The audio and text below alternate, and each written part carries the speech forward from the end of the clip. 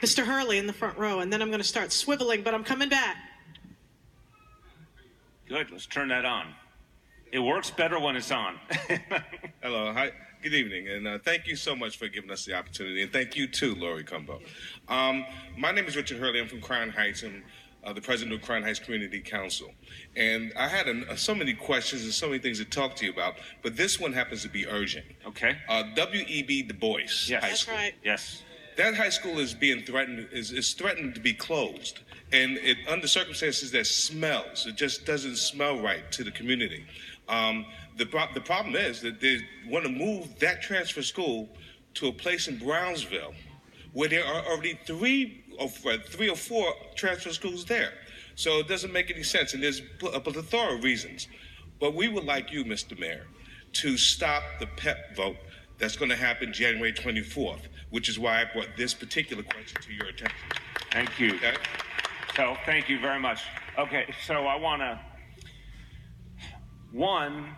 first of all, thank you for raising it. I want to first say the Deputy Chancellor will do a follow-up meeting with you. Deputy Chancellor Gibson will meet with you and other community members to hear the concern.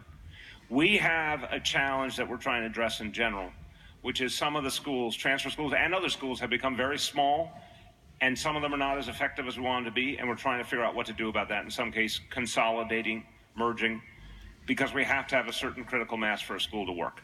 So, but I want, that vote is scheduled, you're right, and that's the current plan.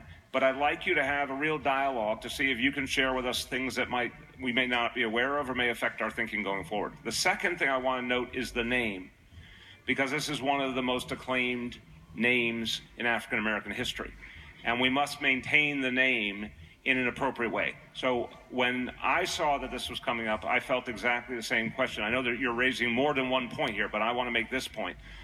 The name of W.E.B. Du Bois has to be enshrined properly, whatever we do here, and held up properly and not in any way erased from the picture. And we're trying to figure out the right way to do that as well.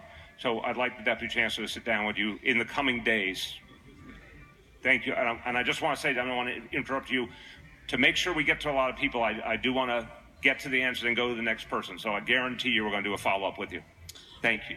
I want to reiterate that point as well, because the PEP vote is scheduled. We need it to be canceled. We need to keep W.E.B. Du Bois intact in our community, in an environment that our young people feel safe in.